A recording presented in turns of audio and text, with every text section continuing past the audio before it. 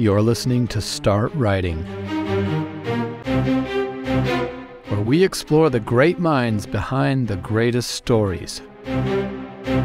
Hosted by Joseph Bendosky, author of the Sky Falls series, and Jay Washburn, author of the Star Child space opera. Hello and welcome to another episode of the Start Writing podcast. I am very excited about our guest today. His name is Bill Gifford.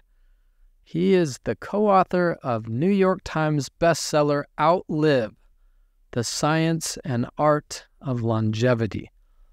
It is currently the #1 on the NYTimes nonfiction list, and it has held this position for 15 weeks and counting. Now, we tend to focus on fiction in this podcast, so why are we talking to a nonfiction author? I had him on as a guest for a few important reasons. First of all, I believe he has some important things to teach us about taking nonfiction, like a list of facts, and adding character arcs and narrative drama. And he did this beautifully in OUTLIVE, and I truly believe that is why it is a bestseller. We also can learn a lot from him about being a co-author, and you'll hear me ask him some questions along those lines. And then finally, I just wanted to put in a personal plug, a personal reason that I wanted to interview him. So I keep lists of all kinds of stuff. It's kind of an OCD thing that I do. One of these lists is my top 10 books, top 10 favorite books, which is essentially an impossible list to create. It's just too short. But because I needed to have some more space on that list, I separated out. So I have top 10 fiction and top 10 nonfiction. And for years, I've had one of those 10 slots is for a health book in nonfiction. And for a long time, that's been Michael Pollan. You know, he's got various food books, and I just feel like nutrition is a big part of being healthy. But OUTLIVE just came out, a couple months ago, and it displaced the former health champion. And this is now my top health book of all time. I think everyone ought to read it. And it covers the gamut from nutrition to exercise and sleep and even mental health. And I just think it is an essential read for everyone. It really is that good. If you're only going to read one book on health, this is it. So I'll leave it at that. And now please enjoy my interview with best-selling author Bill Gifford. So tell me, how's your day going? What's your morning been like? Just your basic suburban Salt Lake City morning. Did some work in the yard while it was, out on some computer work out in the patio while it was still cool. Mm-hmm. The gutter people came. Took my kid on a hot bike ride for about an hour. Mm-hmm. And now we're doing this. Dang, that's so cool. Seems like a good day. Yeah, so far. Yeah. So I have two main questions I want to ask you about writing, but before we do that, I want to kind of have you introduce yourself. And one thing, I was reading your bio on Amazon a couple days ago. You said the Washington City paper paid you in beer, rice, and beans. And then you said when you worked at Men's Journal, your job title was editor at large, which is the world's best job title. Indeed. Yeah. And then your book, Spring Chicken, the subtitle is Stay Young Forever or Die Trying. And, obviously I'm noticing a theme here. These are kind of funny. Tell me about the role that humor plays in your life and then also in your writing. Okay. Well, so if you were my therapist, I would say, well, when I was a kid, my parents decided that I should skip a grade. And so, because I was bored in school, right? And so what that meant was that for my entire life, I was like the smallest kid in the class for a lot of it. So I had to sort of talk my way out of situations. And I found that if you can make people laugh, one way or another, like that helped a lot. So yeah, and I like humor. I did my college thesis on medieval comedy. Oh, I really? love humor, and yeah, So yeah, does that mean like Chaucer, Shakespeare? What would yeah. that Chaucer, entail? Chaucer. Okay. Yeah, the dirty Wow, really? stories. Yeah, yeah. Yeah. Dang, that's super cool. I just remember thinking like reading a Shakespeare play and realizing how funny it was and just Oh being my God. shocked that Yeah, it could last, that humor could last like that. That's yeah, cool. yeah. It's like universal, and and like slapstick humor obviously is like always funny. Mm-hmm. And he did some of that, and Chaucer did a lot of that, Huh. and Dang. situational. Like your parents' jokes probably aren't that funny, but Chaucer's jokes are funny. You Yeah, know. yeah. Tell me, how old were you, or when and how did you know that you wanted to be a writer? So again, getting back on the therapist's couch, like my dad was not like your typical American, like throw the old football around, let's go toss a baseball, son, kind of guy. Like, so he took me to the library Mm. every Saturday, and I loved reading.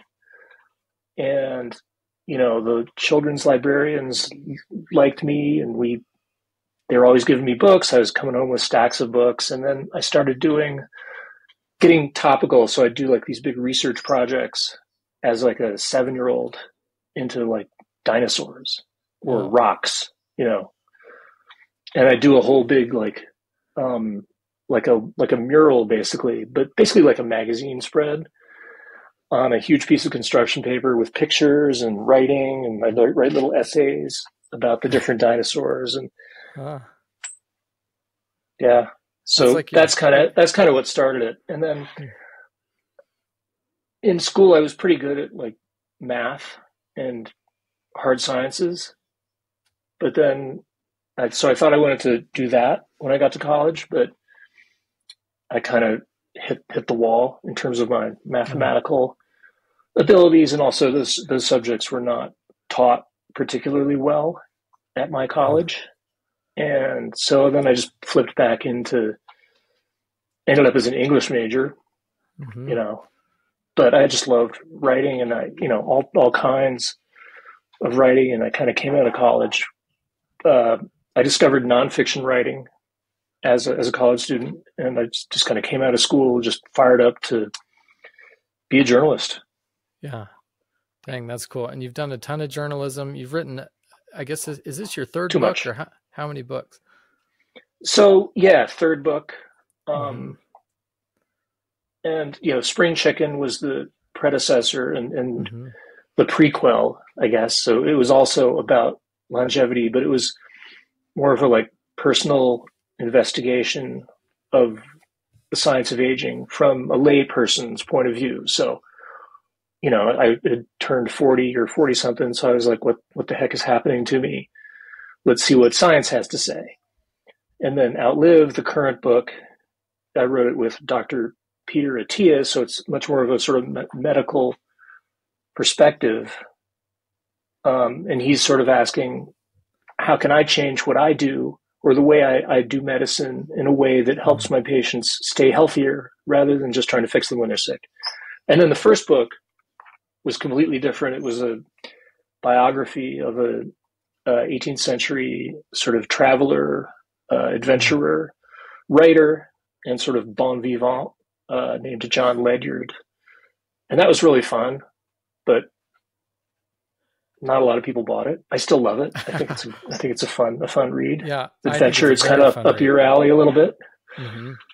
Yeah. Yeah. Dang, well, that's so cool. Let's see. Well, so I wanted to ask you about your writing voice. You have a very unique writing voice, and again, the humor is I part do. of it. Well, I just want to ask you: do you feel like that's something just innate and natural, or have you really tried to develop that voice? Like, how does a writer get such a cool voice like you have as a writer? Well, I think you find your voice, and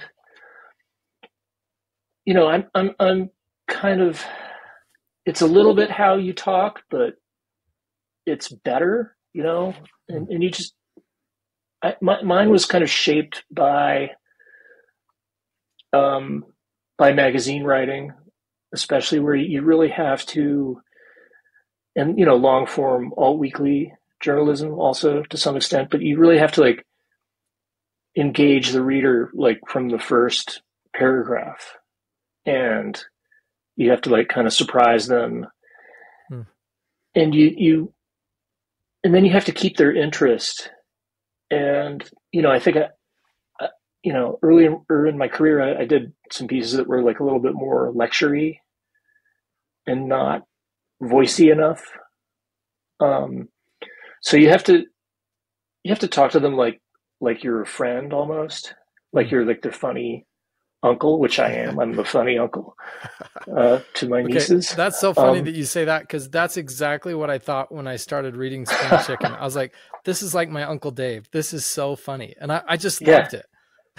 Yeah, I had a great time writing that. But so here's the thing, like the first draft of that book was, I won't say it was terrible, but it was tough. There was some tough going. Like I got kind of obsessed with the science. So I dove into the weeds a little too much, and I didn't make it funny enough. And my editor at the time, a guy named Ben Greenberg, who's now at Penguin Random House, he just kind of said, like, he wrote me like a 3-page memo. It was like, just look, have a little more fun with the concepts. Don't go quite into so much detail. And he said, like, make comparisons, right? Make analogies. So this is like that, and that helps. And I kind of evolved in that. That's really where that style kind of first took shape. Where there's a lot of science buried in that book, and I did a heck of a lot of research, but I kind of hid it in stories and, made some jokes and, and then some of it is quite funny, in a way. I mean, honestly, it's aging, but you have to like have a sense of humor about it. Yeah. Well, and I love how you make it personal. You're telling stories about you. And then I actually told my wife about your intro paragraph about the doctor that you mentioned. He lacquers himself up and he's about to pass out. Yeah. Like, maybe this was a bad idea. It's just so gripping. Like, just right off the bat, I was into the story. And it's so cool. So that goes back to what I was saying. Like, you have to get people's attention. Mm-hmm. And in the first draft of Spring Chicken, it was a much more kind of boring beginning. I think it was about like my grandfather or something like that. Kind of like, But I actually gave it to my friend, Christopher McDougall, who wrote Born to Run. Oh, cool. And he read the first like half of that first draft when I was struggling. And he said, look, no, your beginning is the guy with the varnish. You got to start with the varnish guy. And everybody, like my editor was like, no, don't start with the varnish guy. Or my agent at the time, not a good agent, said, don't start with the varnish guy. Everybody said, don't start with the varnish guy. But then Chris said, start with the varnish guy. So who am I going to listen to? I'm going to listen to the guy who sold like 1 million books, right? Yeah. And it worked. And honestly, like that was my instinct too, but I needed somebody to validate it and confirm it because it was just such a funny story. Yeah. It has nothing to do with aging even. It just introduces this guy who's a kook. But he was an 19th century scientist, and they just, a lot of times they did their first experiment on themselves. So he did the varnish thing. That didn't really, almost killed him, but then he did the thing where he mashed up, it's kind of gross, but like animal testicles and like injected himself. Tried that. No, so that was his like anti-aging concoction. And he got famous for doing that. Yeah. That's crazy. Just outlandish. Yeah. Yeah. And now, of course, like lots of guys do testosterone supplements on a routine basis. It's almost like not even remarked on. Yeah. Yeah. That's crazy. Okay, this will maybe be the hardest question of the day, but let's imagine you were a character in a novel. What is something that is quirky about your habits or maybe your writing habits, something that would make you stand out as memorable? Hmm. In terms of like things I do or things I write? I mean, I would say things you do, but I would take either. Hmm. Huh. Huh. Boy, it's hard to step back and step back and I mean I kind of get like obsessed with things and topics and but at the same time I have like I'm incredibly messy, right? Hmm. So don't let this background fool you. This is our guest room. My Oh, office okay. is like not.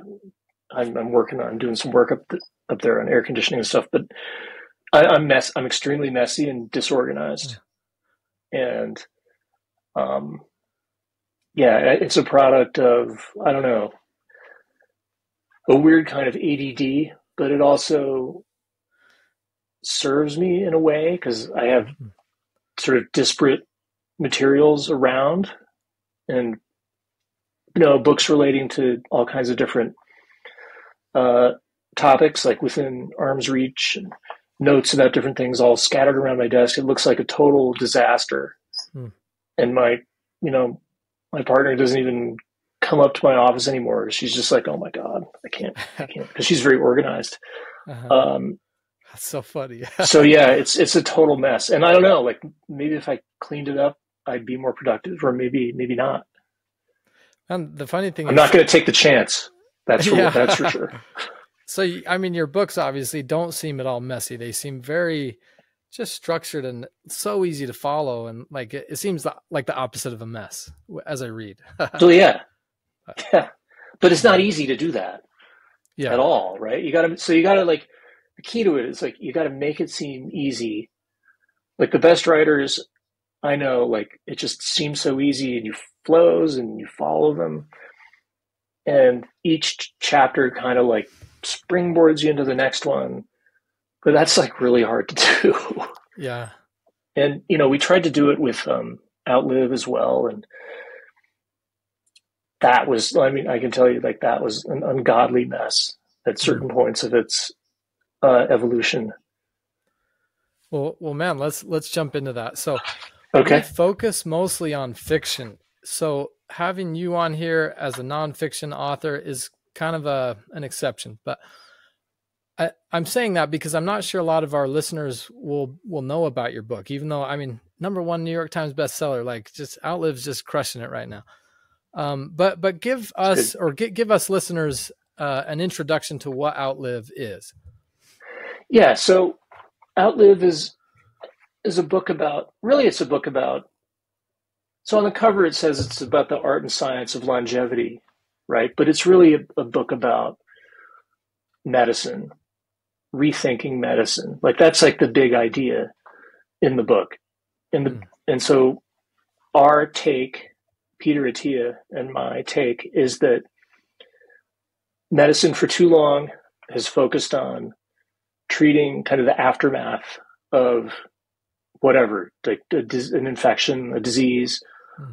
a broken bone, whatever. And it's really pretty good at that.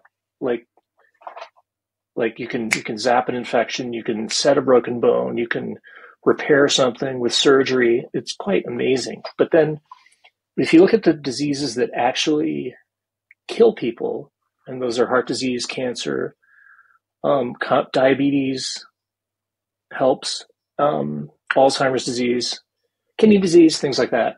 So those aren't like acute problems that you can kind of fix, but we're still approaching them like we're going to cure cancer, right? So people are going to get cancer, then we're going to have a magic cure. But it kind of we're kind of not having great results with that, because cancer is a process that begins, a long time before you have symptoms, and so we have to come up with a better. It's a long term condition. It's not like a acute disease.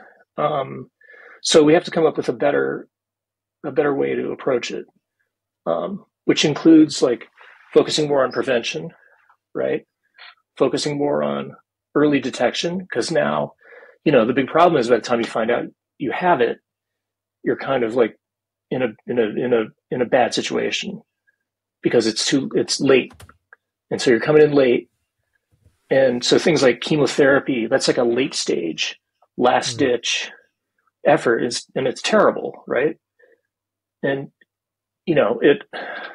by the time you get to that stage, like you're finding kind of an uphill battle. So let's reorient the timeline so that we can come in earlier and try and work on prevention, detection. Because if you detect that cancer when it's just like a little tumor, you can cut it out. Surgery is still great. You can cut it out, and then you're fine, and it hasn't gone anywhere.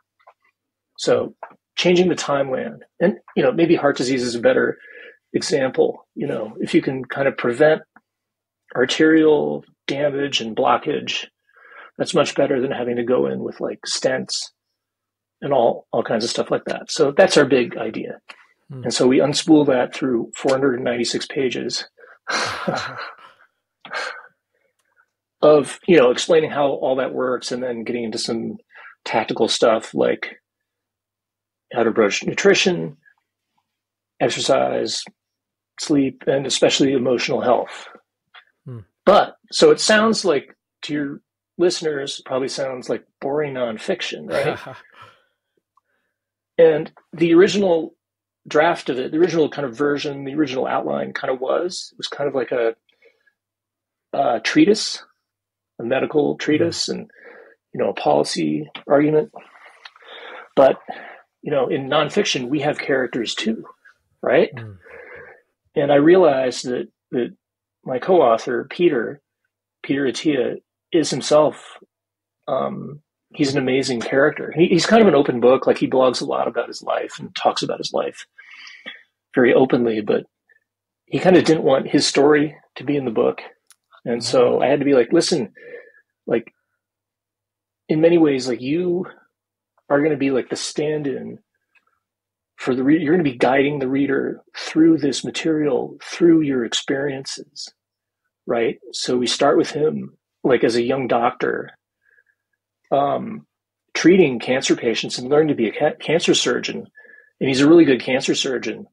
But then, he'll do an amazing pancreas operation on somebody and feel like, yes, like we got it, and then the person will die like 2 years later or a year later. So he reached a crisis. He was like, what am I doing? Like, and who am I doing this for? Like, we got to find a better way to help people. And so he left medicine, which is sometimes good, like, to get perspective. Like, you can leave what you're doing and then you get a better view on it. Like when you go on vacation, right? And you think about your life, you're like, I should really, you have some distance on it. Like, I should change this or that. So yeah, he went into financial consulting and sort of came up with a new take on medicine that was more risk-based and more sort of forward-looking and less about cutting the tumor out and feeling like you did your job, if that makes sense. Yeah. So you come on board with this project, and again, you said it's a treatise, and then because you're a writer, you know how character works. How did you then, like, did you tell Peter, okay, Peter, you got to come up with these examples, or did you interview him and start pulling the examples yourself? Or like, how did you start getting all that personality and character into the manuscript? Well, just as you get to know somebody, then, he likes to tell stories, and, he told me some great stories about himself. So I would put them in, and then he'd be like, take that out. And so there was a push and pull and bounce, but he's a super interesting guy, right? He's super smart. Came from his first generation Canadian family, came from Egypt, grew up kind of lower middle class, grew up as a boxer. And he thought he was going to be a boxer. And then somehow he ends up, like, he was crappy in school and somehow ends up not only going to college, but then going to Stanford Medical School and getting like, the top kind of residencies and fellowships and, pretty impressive on that level, but also this guy who like kind of takes things to, as his wife put it, the nth degree, right? So he, just as an example, this is something that's not in the book, but like he never learned to swim as a kid because he grew up in Toronto. I don't know why, but just didn't learn to swim. So he learned to swim like in medical school. And then like 2 years later, he's swimming from Catalina to Los Angeles, 14 miles or whatever across the ocean.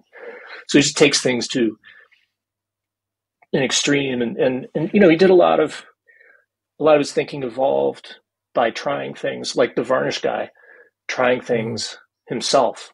Like he wasn't in, he was like 36 or something, and he was like overweight and didn't have good, his blood work wasn't great. And he knew that like, this is a bad sign for my future. And I just had this little kid, so I got to get my act together. Yeah. So in a sense, he became like a stand-in for the reader, right? So his journey to figuring out his own, how to fix his own health kind of became like the arc of the book. And he tried all these things like nutrition. He became an expert in nutrition, cardiovascular disease, diabetes, etc. When you had a conversation with him and you found like another cool piece of the backstory that would fit in, would you have him go write that and then you'd finesse it, or would you write it? And then I guess you made it sound like he would say, take that back out. So it kind of sounds like you wrote these in. Yeah. So we would do interviews and then have them transcribed. And, it was you talked about voice. So it was partly like figuring out how he talks and kind of massaging that and making that a little more user-friendly. And then for the, the scientific content, we relied on the whiteboard, the amazing technology known as the whiteboard. And so kind of outlined. He's big on frameworks and structure, right? And like, here are 3 ways to look at nutrition, blah, blah, blah. Or, 2 things that matter to sleep. And so, turning that into prose was kind of my job. Dang, that's cool. And so we came up with a voice that was in between his voice and sort of my voice, but, it had to sound like him basically. So it's a weird out of body experience. It's almost like you have to like inhabit a fictional character. So he happens to be real and how they think and how they speak. And so, it was interesting. I mean, I wasn't putting words in his mouth necessarily, but it was definitely interesting, like writing with another person. And then we go back and forth, right? We have these brutal Google Docs that we go back and forth on, and he'd want to go deep on into the what I call the alphabet soup, right? All the like names of the genes are all like APOE or like clotho or CETP. Like it just becomes like this mind-boggling mess of acronyms, and you just got to be wait. Like, you're losing people, and like you can't start off and hit people in the face with like a bunch of data and a bunch of numbers. Like you have to ease into it and bring them with you, and then you can drop in the numbers and the data. But man, I just love the book. I think it's great, and thank you. I really feel like it could not have been the success that it is if it weren't so readable. And again, like you said, you made Peter Attia into a character that you could follow. And I actually kind of teared up when I read the part about there's the 14-year-old boy that gets killed in a T-bone car accident. Oh yeah. He won't quit and like, Oh yeah, yeah. the pathos there. It's just like, oh, like I can Yeah. feel this. And yeah, I think it's a book that you can feel. It's not just intellectual, but emotional. Yeah. And, there were moments like that, sometimes other readers would be like, oh, take that out. It's not Hmm. relevant. I'm like, no, like you, you have to feel like that this is a guy that like wants to save people. Right. There's a reason he got into medicine. Like, and, yeah, that was a sad moment. And then there's like comedy in that same phase of his life when he's like, I don't know if you read in the chapter on sleep, like there's a Mm-hmm. story about how he was so tired as a resident. He's driving home, he falls asleep at the traffic light, and he gets to the next traffic light and he That's falls asleep insane. again. He's like, oh my God, I'm going to get out of the car. And so, oh, there's a nice park right here. I'm just going to go lie down on a bench or on the grass and take a little nap. Right. He wakes up 6 hours later and he's in like the worst park in Baltimore in his scrubs. Yeah. I mean, you just can't leave that out. Right. Yeah. Yeah. And it's so pertinent too, because then the contrast about, I didn't care about sleep, and now I'm telling you this is about the most important thing you can do. Yeah, Yeah, it's exactly. super cool. Yeah. Okay, so I listened to you and him talking on another podcast, and you guys talked about how it took 6 years to bring this book to life. Why was it such a struggle? It almost got canceled in 2020. Tell us just a little about that journey of, I mean, it sounds kind of like an epic struggle, and then boom, this huge success at the end. Yeah. Yeah, originally, I signed up. He'd approached me. He'd seen some magazine articles I'd done about longevity and a drug in particular called rapamycin, which I think is super interesting because it kind of like this drug kind of like turns down sort of pro-aging pathways in your cells. It's pretty amazing stuff. They haven't quite worked out how to best give it to people yet, but it's like, oh, this is super cool. And some pharmaceutical companies were trying to develop it at the time. So he read this article and liked it. And was looking for an author because, he had written a kind of a treatise that had the content, but it didn't have the narrative. So anyway, he got to me and I was like, okay. Ask, yeah. Did the rapamycin article have the kind of pathos and character that we've been talking about, or was that more on the scientific side where it was just really factual? That was a Business Week piece. And it was really the story of this interesting and kind of, I don't know how to describe him, unique scientist who had discovered this drug in like basically a jar of dirt from this island in the Pacific called Easter Island. And it turned out there was like a bacteria in the soil that secreted this stuff it was like an antifungal. He was like, oh, this is an interesting chemical. A lot of these drugs and stuff start out as poisons, right?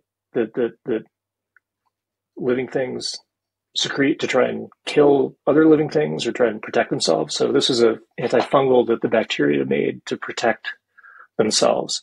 He thought, cool, like this thing is really active and it's potent, and it could be like athlete's foot spray or something. And it turned out to do a lot more. Like it's given to transplant patients to prevent organ rejection. Pretty cool stuff. And now it's got this like longevity. This guy died about 20 years ago, but it's got this like longevity potential. Anyway, so Peter found me and I got to write this book, blah, blah, blah. I thought, oh, cool, this is going to be really easy because I already wrote a longevity book. So I know the landscape. So this will be super easy and I'll work on it for a year and bada bing, and didn't kind of work out that way. And, because the conception of the book changed, the kind of makeup of the book changed. We had a pandemic in between. Nobody's buying a longevity book in the pandemic, right? So we just scrapped it. But I was like, this thing is really good. Like there's some good stuff in here that nobody's talking about. And we're taking a whole new approach to medicine. We're like, we're not breaking new ground in nutrition, but we're kind of, everybody fights about diet and like their diet's the best and blah, blah, blah. So we kind of cut through a lot of noise in terms of nutrition. We told some amazing stories about like the history of science and like how we got to this place where cancer is still the top killer along with heart disease, right? And they shouldn't be. It's like 50 years since the war on cancer. Like, let's get going. So there was some good, like, good, like, almost like muckraking type journalism in there, honestly. Like, why haven't we figured out Alzheimer's disease? Why haven't we figured out how to prevent cardiovascular disease better? So there's a lot of great stuff in there. And so finally, Peter's pretty well connected. So he calls me up and says, my friend Michael Ovitz wants to see the book. And Michael Ovitz is this Hollywood super agent dude. It's like, oh, your friend Michael Ovitz. Okay. We'll send him the book. So we send him the book and he calls back like 2 weeks later. Like he just kind of got it rolling again. And I was relieved because I'd worked a lot. I'd worked really hard. I worked harder on this thing than ever in my life. And, as a writer, often you work on things that come to nothing, right? And, sometimes it's part of the process, but I mean, I'm a freelance nonfiction writer, right? So I don't want to write something and have it sit in a drawer. I do have things sitting in the drawer, but like I want something to get out and be read. Like I like being read by people. So that goes back to the voice thing. Like I want a readable, entertaining voice, right? I want people to read something, be entertained, be informed, and talk about it. So that was my goal. Like this has to be done in a readable way that people are going to be like, you got to read this. Or they keep reading. It was long too, right? It was really long. It was even longer when Michael Ovitz read it. It was ridiculously long. So we cut out some, but I don't know. Every week Peter would send me some more stuff like, let's put this in. It's part of like his mind. He's very curious and so am I. So like, yeah, let's put it in. You don't happen to know word counts. Like what was the longest draft? Oh, geez. And about how long is it now? The longest version, I think it got up to about 180,000. And I think the published version is like something like 130. Okay. I signed up to write a 75,000 word manuscript. Dang, that's crazy. I'm so glad that you made it through all the rough stuff because it's something worth reading for sure. That's so cool. You got to believe, right? Like, so if you've got something good, and I felt like we did always, and sometimes I was the only person, right? Like we didn't have a publisher. Peter had lost interest in it at times. Like he wanted to write a book, but so at moments I felt, but I always thought it would end up being good. So I'm proud of it. Yeah. I'm really proud of it. And I think, there's a last chapter that's a lot about Peter's sort of emotional health journey that he went through while we were writing the book, right? So that in a sense is the story, part of the story of like the ups and downs of writing the book. And part of it was, I was like, listen, Peter, like everybody goes crazy when they write a book. Like you're not the only person who like is like at the end of their rope in this process, right? It's hard to maintain your equilibrium sometimes. And you go through these periods of like, this thing sucks. Let's just delete it all. Let's just throw it all in the fire because it stinks. It's terrible. And then the next day you're like, oh, glad I didn't do that. But, I think mentally I was like, I quit many times. And I think he was like, I quit a few times too. And, it was tumultuous, but, as I said, like, I would say to him, like, you're not different from any other writer. This is normal to go through these kinds of feelings, especially like as publication approached, you're all anxious and you can't fix it. Right. So we're like, is it good? We think it's good, right? It's good, right? No, like, no, it's good. It's good. Yeah. It's nerve wracking, and it's nerve wracking to live with somebody like that. So, my partner, Martha, many, many, many times had to like talk me down and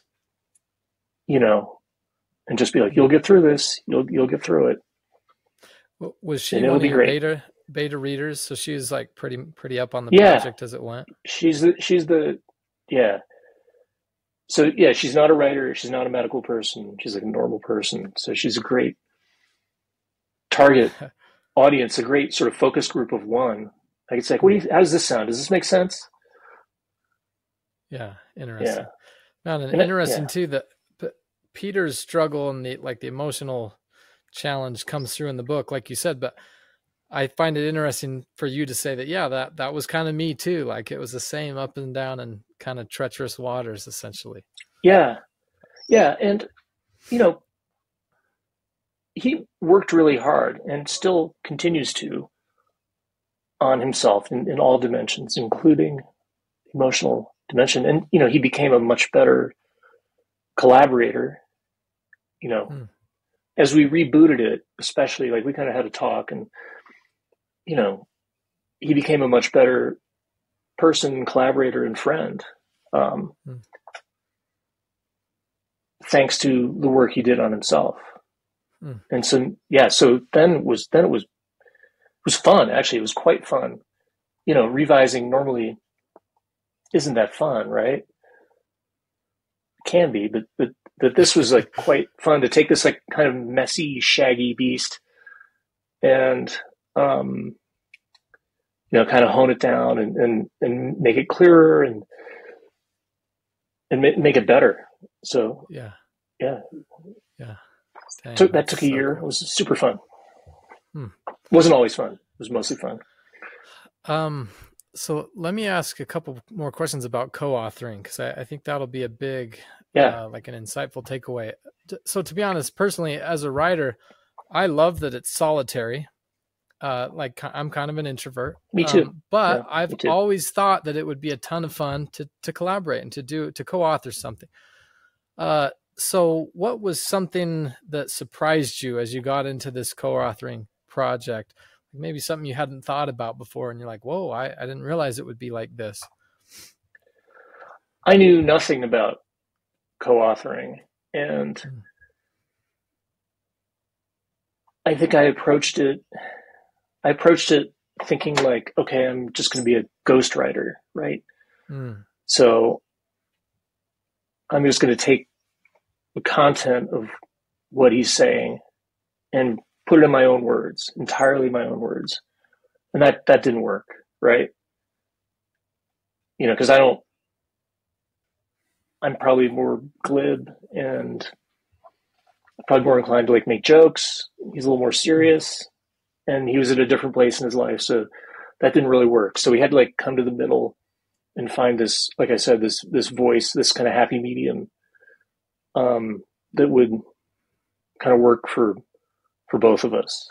So that was one thing. It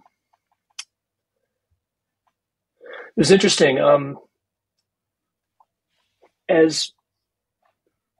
As he read the audiobook, he would come up with, and this was a huge pain in the neck at the time, but like he started like doing line edits, and they were good. They were really good. I was like, oh gee, I didn't think about that. That's a better word. So he kind of like became like a writer a little bit. and he's a good writer. Like his blog is good. Yeah. You know, it's which he writes on his own. So that was interesting, and yeah, the kind of the mind meld aspect of it. But you know, for like a non ghostwriting, it's not really ghostwriting, but co-authoring is huge now. Like I have a lot of journalist friends who essentially make their living co-authoring books with folks. It's kind of the way publishing is going.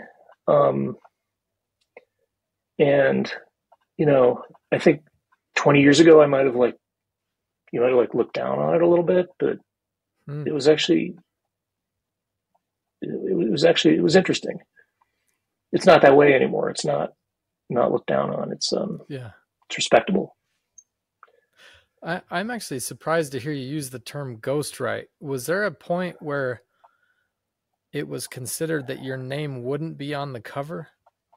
Okay. No, no. So one of us had written a New York Times bestselling book about longevity already, and that was me.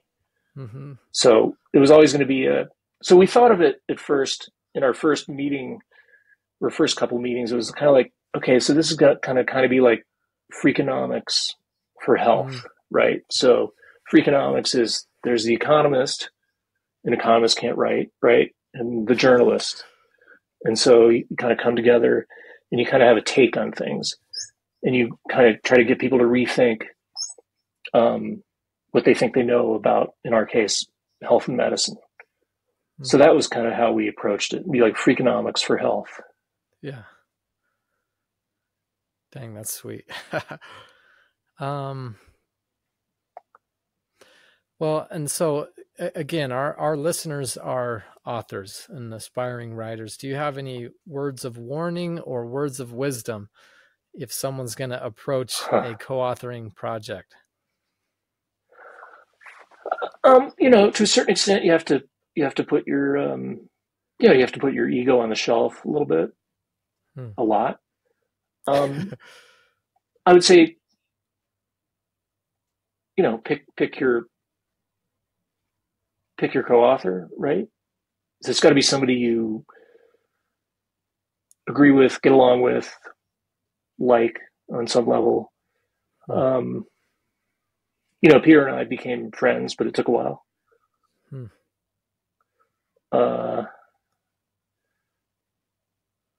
Yeah, I don't know. I know it's funny. Like I've got a couple of fiction projects on my hard drive also, and that just seems incredibly difficult to pull off and create like a suspension of disbelief in people. So maybe you can tell me how to do that sometime.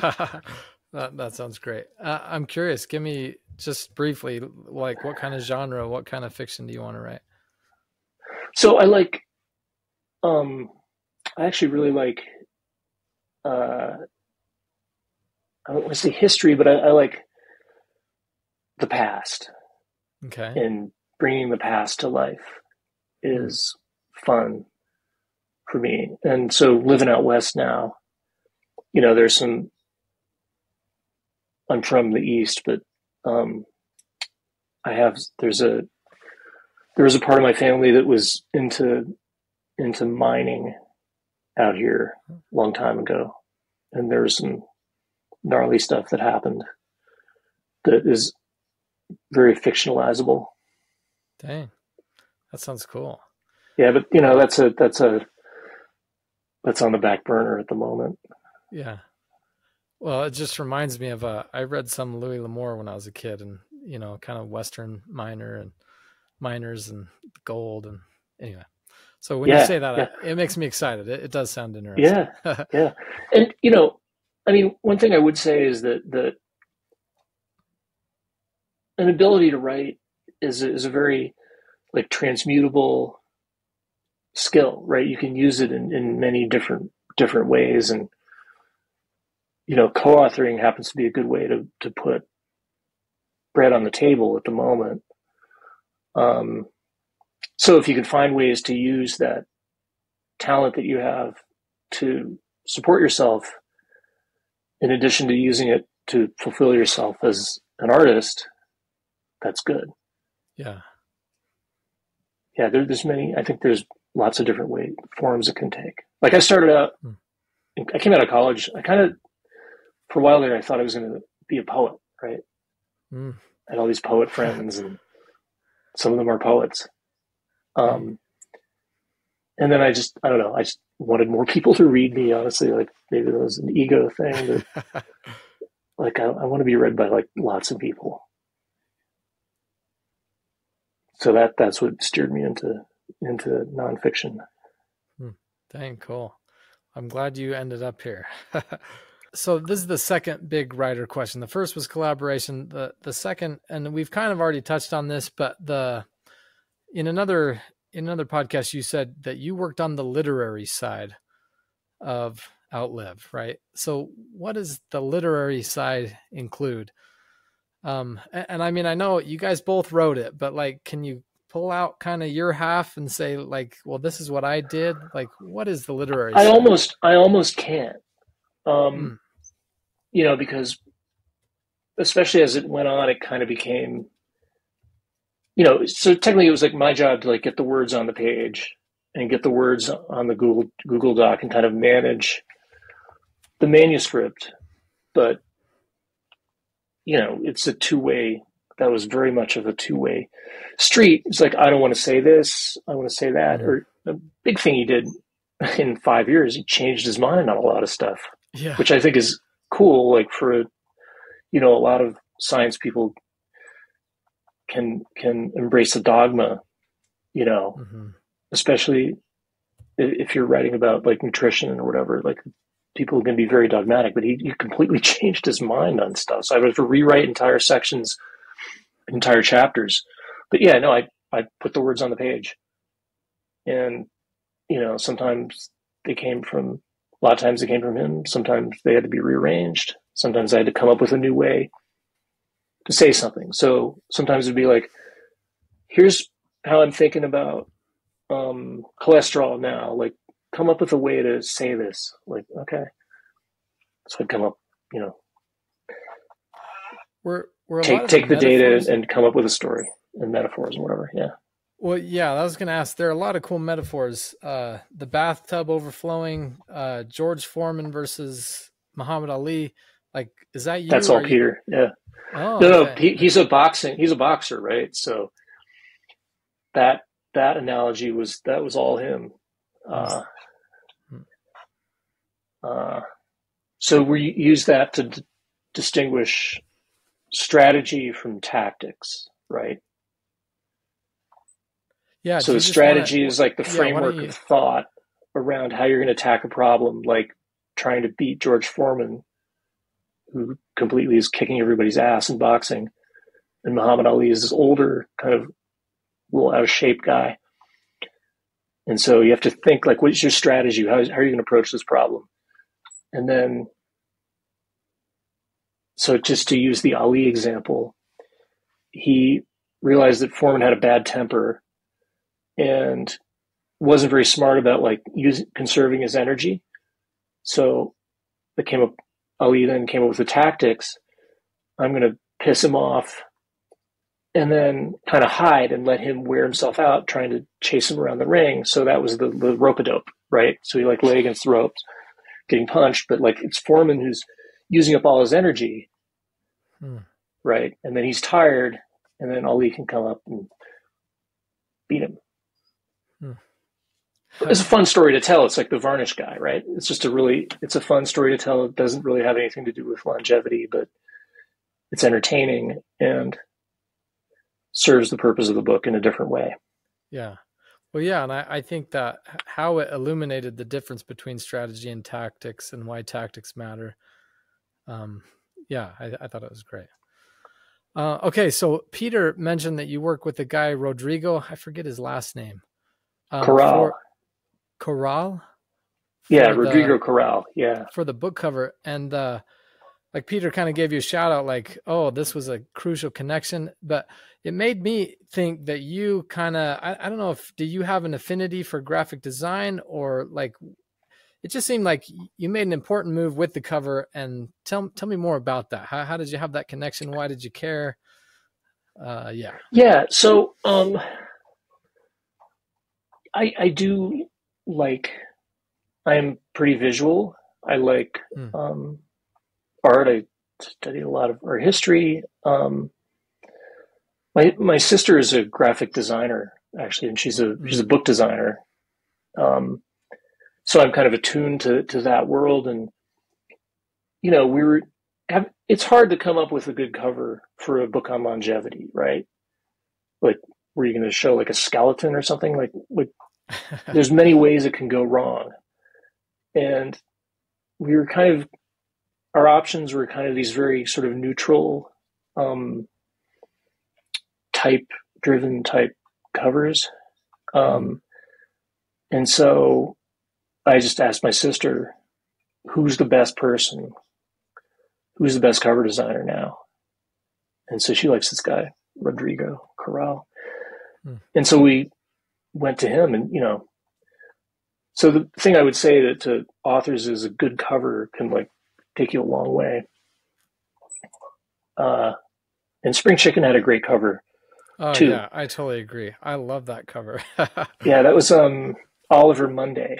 He's a great designer. But yeah, so Rodrigo, we talked to him, sent him the manuscript, and this was a very, very, very short timeline. Like, they were screaming at us, like, this has to be done. Like, we're way past all the deadlines. I'm sure he got paid a ton of money. But he came up with like 10 great options for covers.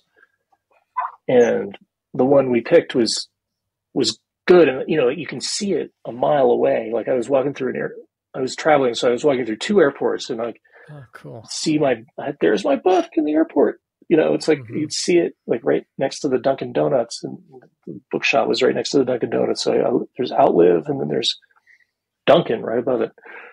But it pops, right? Basically, it's unique. It doesn't look like anything else out there. Yeah, cover's important.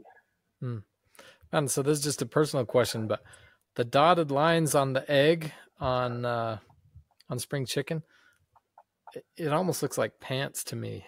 Is that what it's supposed to be? Yeah, so there's 2 schools of thought on that. I don't know if you could show the visual, but it's like a big egg, and it's got some dotted lines on it. And so I think they were supposed to be like for plastic surgery. Like, if you go in and get like a little facelift, they'll do, I don't know this personally, but they'll do like little dotted lines. So that's the one school of thought that's for the surgeon. The other, it sort of looked like tighty whitey underwear because of the way the lines were configured. So take your pick. It's in the eye of the beholder. Yeah. Yeah, I love it. Okay, so at the end of the book, you get your acknowledgement section, and you thanked Martha McGraw, Bob Kaplan, and Stephen Dark. And I just feel like the acknowledgements are usually a story that never gets to be told. And I mean, just briefly, but tell us about these 3 people. And specifically, I'm curious about, you said Stephen Dark for all the walks. Anyway, tell us about the acknowledgements. So Martha's my partner, and she helped me a lot. I wanted to be brief in my acknowledgements for some reason. And she's wonderful, and she helped me get through the process, and she always believed that it would be successful, and that means a lot to me as a writer. Like, you don't want somebody giving up on you, even though it was a long road, and there were times when it seemed like I might have wasted a couple of years. So I really owe her a lot for that. Bob Kaplan was Peter's chief of research. And honestly, like, he did a lot of the heavy lifting as far as like mustering the studies that we needed to kind of support our points, finding the studies that made us change our mind on things, and just helping me sort of understand. I'm an English major, right? Mm-hmm. I don't have a medical degree. So helping me understand things like metabolism, Alzheimer's disease, and the different theories of Alzheimer's disease. So he's like this like octopus of like tentacles reaching out and pulling in all kinds of studies and experts and information and kind of digesting it. And so I would, I spent, I think there was one Christmas when I went to his house. I spent about 10 days. We spent about 10 days together, just like going through reams and reams and reams of research for about 12 hours a day. Wow. And to come up with like the meat of, kind of the meat of the center of the book, the chapters on cancer, Alzheimer's, diabetes, heart disease, and centenarians. Yeah. Sorry. So he was the research guy. So he was amazing. And then Stephen Dark, he's just a friend of mine.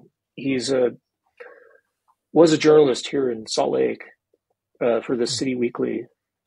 Just great guy, good friend, and good sounding board for anything from complaints to inspirations. Yeah.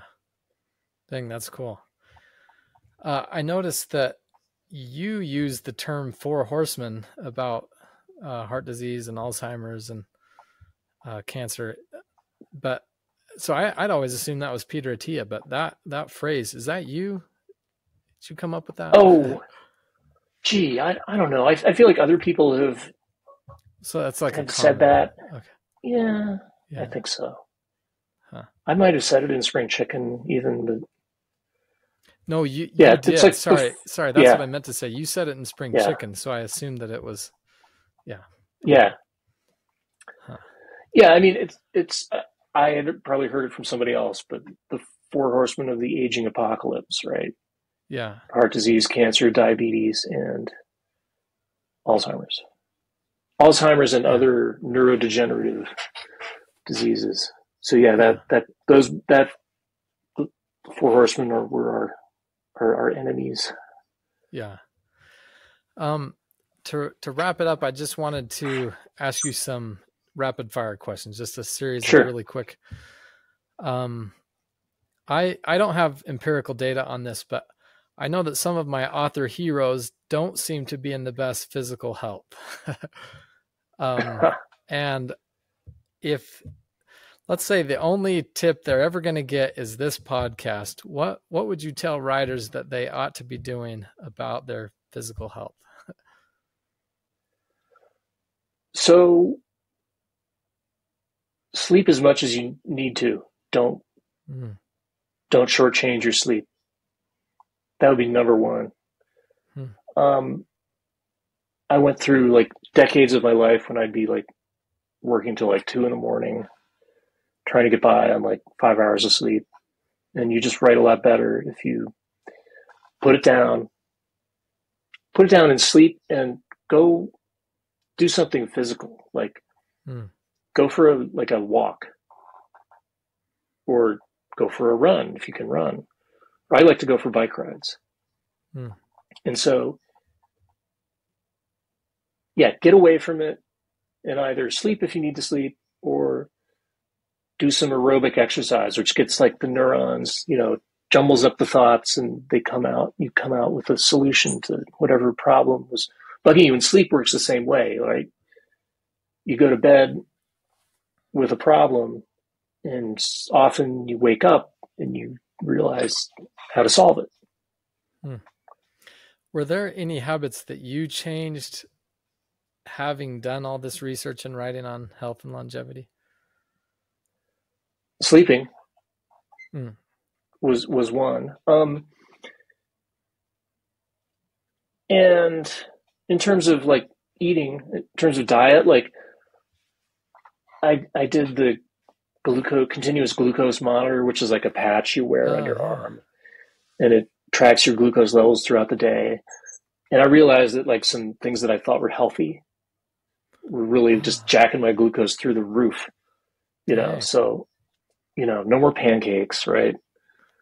And no more like vegetarian tacos, like those. Hmm.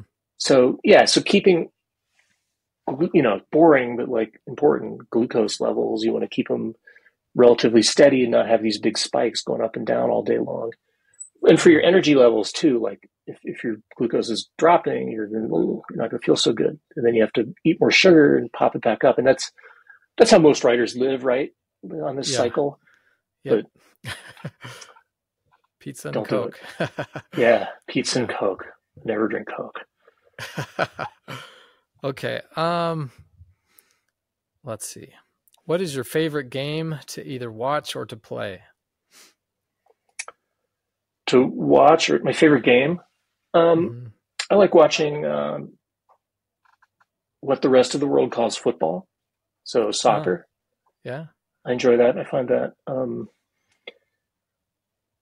find that enthralling and kind of relaxing at the same time. Hmm. Now I like cycling, so I watch the Tour de France, and Yeah. that's good background sometimes because the stages are so long, and sometimes like not that much happens for long periods, so you can sit there and like either zone out or do email or whatever. So yeah, cycling is a game. I guess it's a sport. Yeah. No, it Yeah. totally counts. That's great. Okay. Okay. What book or writing project are you working on now? Oh, so I'm working on another sort of health related book project. Hmm. Uh, I can't. It's not completely. I mean, I'm contracted, but Yeah. No, it's not I quite ready to understand. be talked about. But it's an extension of something we talked about in OUTLIVE to a certain extent, Oh, but cool. did not explore fully. Mm-hmm. And it's interesting. It's fun. It's I'm just going to embrace. I like writing about this health stuff. I think the human body is fascinating. I think there's so much we don't know about it, and so much we believe about it that's wrong. Like even your Mm-hmm. doctor. I was talking to somebody, um, I heard this from a medical person, but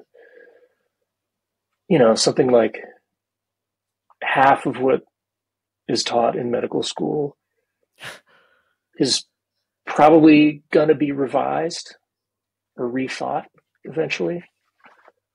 That's So crazy. we don't know as much as we think we do. Hmm. And so that leaves a lot of room for creative scientists and also sort of inquiry and Hmm. curiosity about different topics. Yeah. It's fun. What book are you going to read tonight? Oh, the next book I'm going to buy is Okay. um is it's by Michael Finkel. Um, it's about an art thief. He was just on a show called Radio West here. And of Hmm. course, because I'm 56, I forgot the title. I'm going to Google the title. The Art I'm too. Thief. It's about an art Uh, thief. It's called The Art Thief. And it's about this guy, this French guy, who stole hundreds of works of art from over 100 museums, mostly in Europe.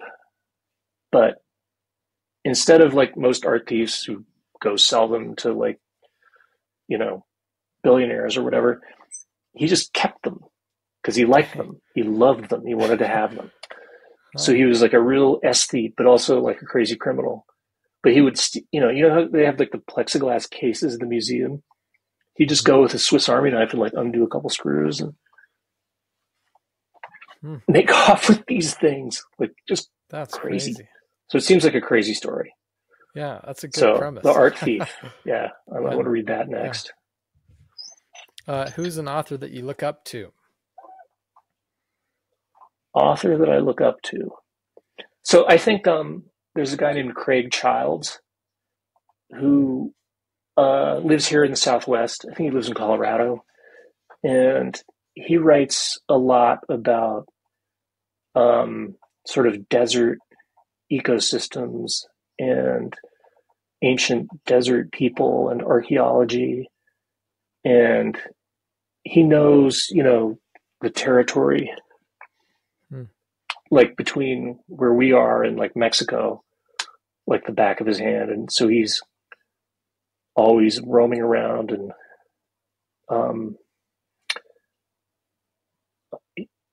he's someone for whom like roads don't exist, right? Or trails. He just like sets out across the, like if you plopped him down in Moab or whatever and said, walk to Mexico, don't use a road, he could do it. And he'd survive. Like he knows where the water is. Like he's unbelievable.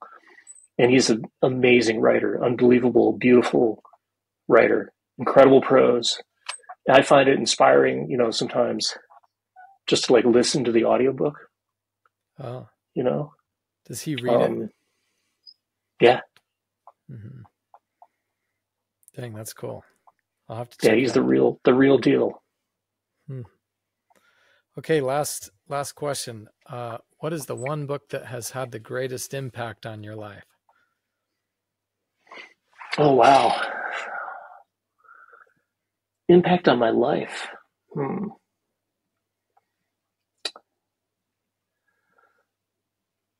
I think probably my favorite, I'm not going to say I lived my life according to this book, but I think Catch-22 is the best, the funniest, most absurd. Such a great book. Social satire, incredibly well written.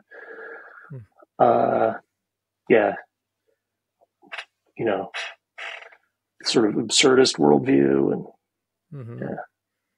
lots of fun. Catch-22. Yeah, cool. Okay, well, I will give you the last word. So I don't know if you have a request of our audience. I don't know if you have a tip for them. You've already given some. I don't know if they could teach me how to write fiction. That'd be great. Okay. Yeah. Another one is if there's a question that I should have asked you, but I didn't. Anyway, any parting thoughts as we close? Yeah. I mean, one thing just lately that I've found that has helped me tremendously as a writer and a reader is, and people still look down on this for some reason, but like the audiobook is amazing. And there's some incredible performances out there of like classic works that just bring them to life in a whole new way. And I think it's just for a writer, I start my day with the dogs, walking the dogs, and I always put on some audiobook. Sometimes I get sucked into podcasts, but let's be honest, like the audiobook, like the prose is better, right? Because we're just talking extemp. And that is just a great way to just seed the mind with like well-structured prose that sounds beautiful. And, I listen to just Kenneth Branagh reading Heart of Darkness, right? By Joseph Conrad. You're not going to pick up freaking Heart of Darkness and read it. But like he gives it this amazing performance.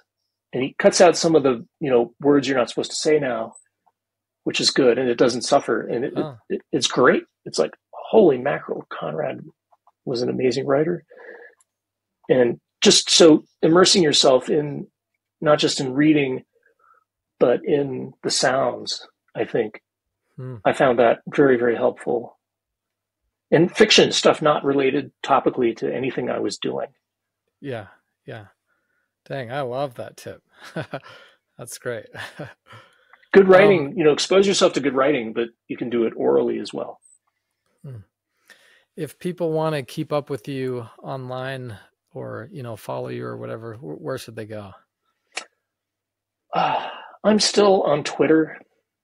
Okay. Twitter's having a hard time, but yeah, at Bill Gifford.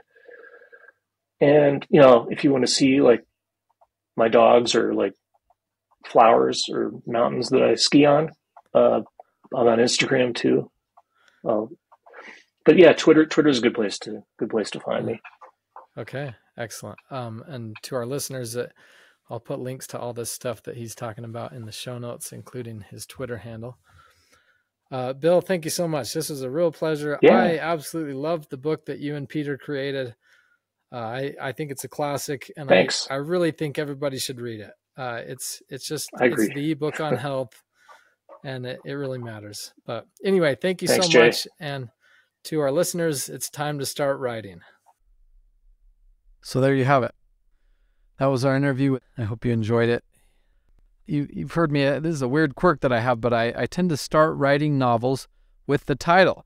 And this title popped into my head, Stealing Indiana Jones. And I was going to write about, this is where the people who made Indiana Jones got their ideas from.